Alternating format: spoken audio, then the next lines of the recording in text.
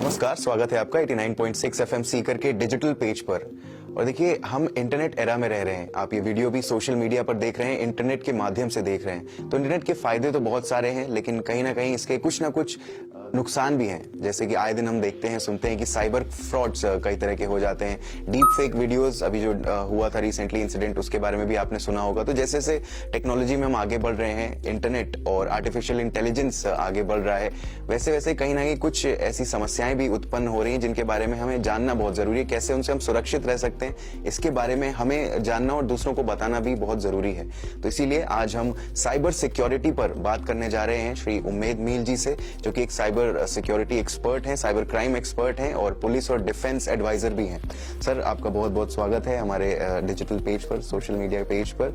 और आपसे मैं सबसे पहले तो यही जानना चाहूंगा कि कितने तरह के साइबर फ्रॉड्स आप देख रहे हैं आजकल जो हो रहे हैं। साइबर क्राइम बहुत से तरीके के हैं। अगर हम ट्रेंडिंग साइबर क्राइम्स की बात करें तो सबसे ज्यादा जो आजकल हमें देखने को मिलता है वो फाइनेंशियल फ्रॉड है कि किसी के अकाउंट से पैसे निकलना, किसी के यूपीआई से या फिर ई वॉलेट से पैसे निकलना, ये ज्यादातर केस हमें देखने को मिलते हैं। इसके अलावा सोशल मीडिया से रिलेवेंट भी बहुत सारे केसेस रिपोर्ट होते हैं, जिसमें किसी का साइबर स्टॉकिंग, साइबर बुलिंग। बाद में यही चीज सब कैटेगराइज अगर हम करते हैं तो बहुत सारे लोगों को, जैसे कोई हैरेसमेंट होता है या ब्लैकमेलिंग होती है, तो इस तरह के केसेस भी हमें सोशल मीडिया से रेलेवेंट मिलते हैं।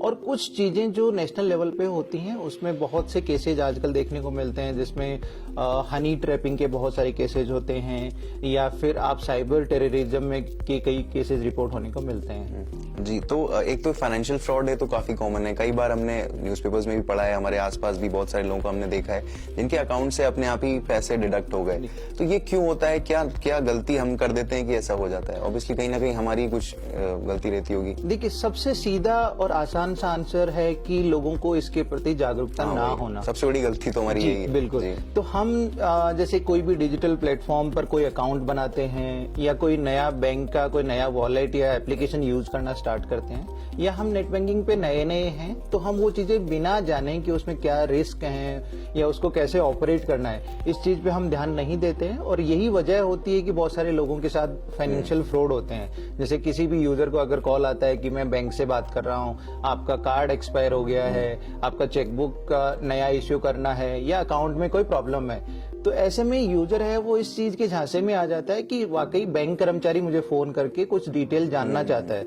और वो डिटेल शेयर कर देते हैं, जिसमें आपका ओटीपी, कोई पिन हो गया, या फिर बहुत सी अदर डिटेल्स जैसे यूपीआई के कुछ मैसेजेस सेंड करना, वो चीजें करवा लेते हैं। तो अगर लोगों को जागरूकता होगी कि ऐसा नहीं करना चाहिए, बैंक कर्मचारी कभी फोन नहीं करता और ना ही ऐसी कोई जानकारी हमसे पूछता है, तो साइबर क्राइम भी नियंत्रण हो सकता है। अदरवाइज जो जागरूकता का अभाव है वही इसका मेन कारण है कि लोग साइबर के ज्यादा शिकार होते हैं। बट आई थिंक अभी कहीं ना कहीं अवेयरनेस बढ़ी है। ओटीपी लोग नहीं अब देते हैं, और बैंक का अपना कार्ड का डिटेल्स हैं ये नहीं देते हैं। अब सरकार ने बहुत सारी अवेयरनेस कैंपेन चलाए जिसकी वजह से ऐसा हो पा रहा है। लेकिन कहीं ना कहीं कुछ ना कुछ ऐसी चीजें हैं जो हमें नहीं मालूम होती हैं। जैसे अभी डीप फेक रिसेंटली एक कुछ नया स्कैम चला है, स्कैम ही बोल सकते हैं उसको। तो इसके बारे में भी मैं आपसे जानना चाहूंगा, सबसे डेंजरस जो साइबर क्राइम्स इस समय हो रहे हैं हमारे आसपास, उनके बारे में। नहीं, डेंजरस और जो ट्रेंडिंग साइबर क्राइम्स है कि आजकल हमें कैसे केस देखने को मिलते हैं, तो सबसे पहले जो केस जो बहुत ज्यादा ट्रेंडिंग है उसमें है कि एक अननोन नंबर से आपको व्हाट्सएप पे वीडियो कॉल आता है। हाँ। उस वीडियो कॉल को जैसे ही आप उठाते हो तो सामने एक लड़की होती है, अगर आप लड़के हो तो, अगर लड़की फोन उठाती है तो सामने की तरफ लड़का होता है।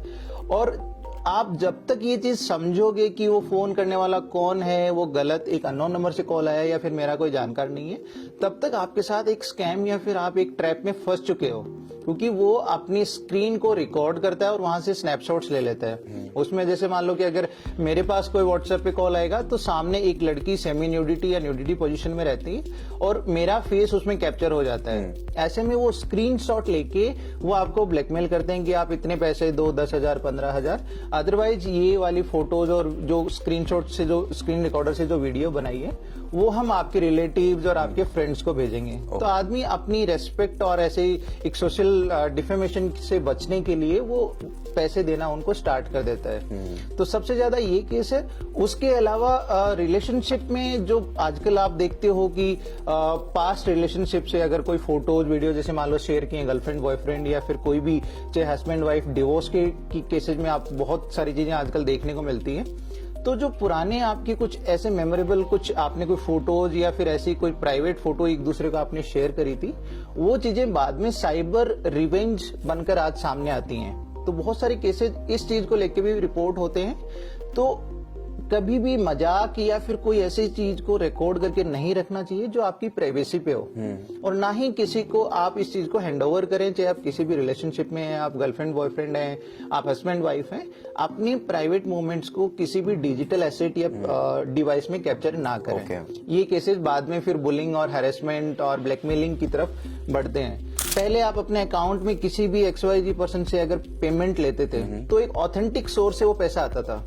आज ये होता है कि आपको मैं 1 लाख रुपए, मेरा दोस्त आपको 1 लाख रुपए आपके बैंक अकाउंट में ट्रांसफर कर रहा है, आप 20,000 रुपए आप रख लो और 80,000 रुपए आप मुझे दे दो।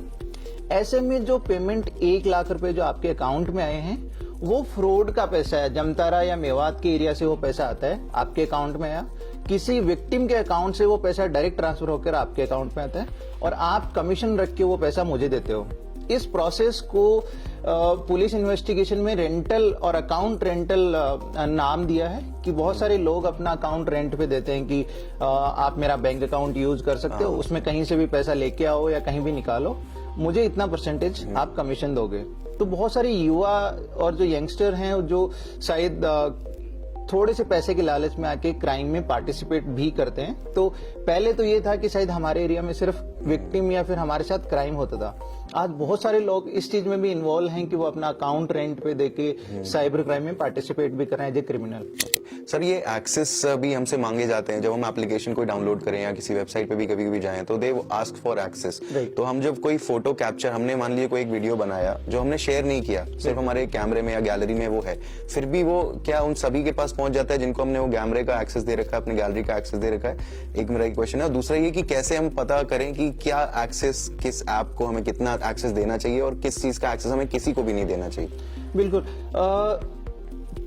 कोई भी मोबाइल एप्लीकेशन वो तब तक स्पाईवेयर है जब तक हम उसकी परमिशन को कस्टमाइज नहीं करते।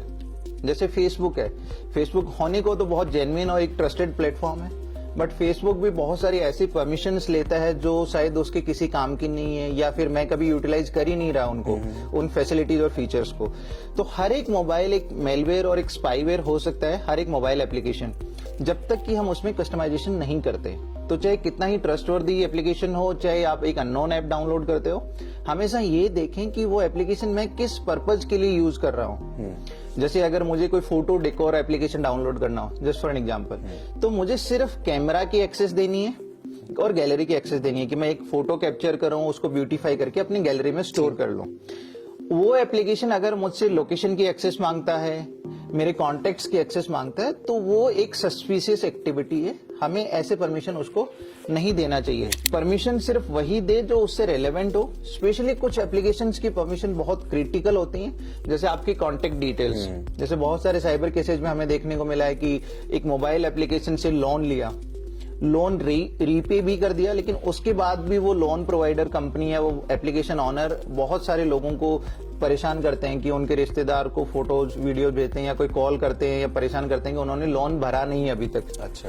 और उनको गालियां और बहुत बदतमीजी से बातें करते हैं उनके रिश्तेदार। ये केसेज हमने काफी देखे हैं। तो वो इसीलिए होता है कि जब वो यूजर वो एप्लीकेशन फोन में डाउनलोड करता है तो उसको पता भी नहीं होता कि उस एप्लीकेशन ने उनके कॉन्टेक्ट्स की एक्सेस ले ली है और पूरी कॉन्टेक्ट लिस्ट वो उठाकर अपने सर्वर पे अपलोड कर लेते हैं। तो एप्लीकेशन अगर आप लोन के लिए यूज कर रहे हो तो ऑब्वियसली उसको कॉन्टेक्ट्स की कोई एक्सेस की जरूरत नहीं है। तो उसी बेसिस पे जैसे आपके कॉन्टेक्ट्स, आपकी लोकेशन, कैमरा और गैलरी, ऐसे परमिशंस को बहुत ध्यान से और एकदम जरूरत हो तभी परमिशन दें, अदरवाइज इनको हर एक एप्लीकेशन के लिए डिसेबल करके रखें।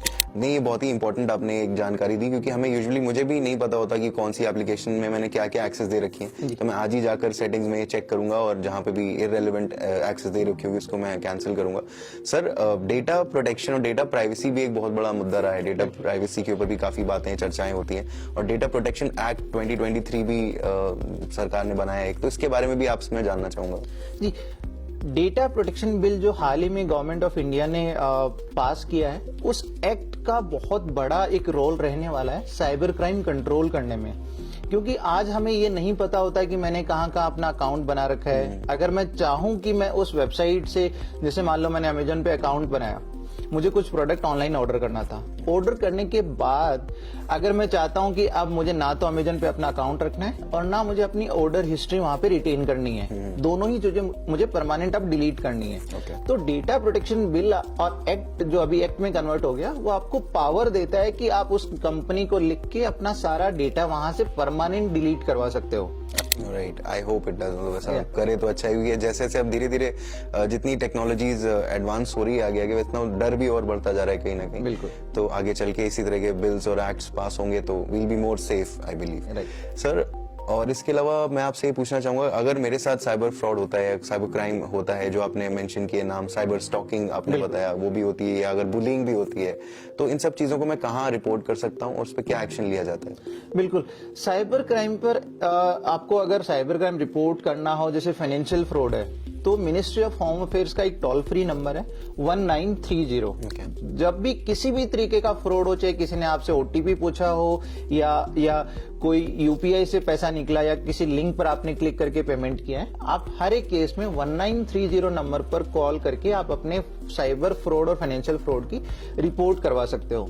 उसके अलावा मिनिस्ट्री ऑफ होम अफेयर्स का ही एक पोर्टल है cybercrime.gov.in। आप अपने किसी भी तरह के साइबर क्राइम की वहां रिपोर्ट करवा सकते हैं।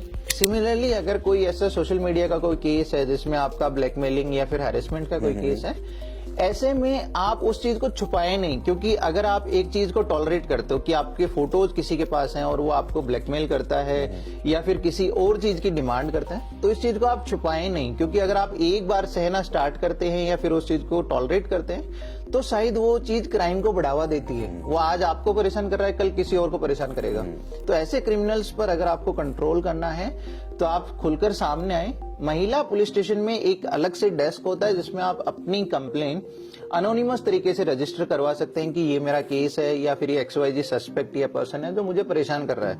सिमिलरली, आप इस चीज को चाहो तो आप किसी नॉर्मल पुलिस स्टेशन में भी इन्वेस्टिगेट करा सकते हो। जब आपको ये लगता है कि नहीं, मैं खुल के सामने आ सकती हूँ, मुझे कोई अनोनिमस तरीके से कंप्लेन नहीं करवानी, अदरवाइज आप महिला पुलिस स्टेशन में इस चीज को भी इंश्योर कर सकते हो कि ये केस मीडिया में ना आए, मेरे घर वालों को भी ना बताया जाए, और जितने आप प्राइवेसी उसकी मेंटेन करना चाहते हैं, जितना अनोनिमस तरीके से इन्वेस्टिगेट करना चाहते हैं, उतना आप करवा सकते हैं। Sir, thank you so much for this valuable information. बहुत समय आपने अपना हमें दिया महत्वपूर्ण, इसके लिए बहुत बहुत धन्यवाद।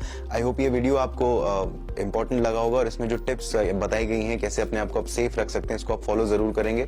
और अपने आप को सावधान रखना और अपने आप को सतर्क रखना बहुत ज्यादा जरूरी है। कब, कहाँ, कौन क्या सोच रहा है, क्या अटेम्प्ट करेगा, हमें पता नहीं रहता है यूजुअली।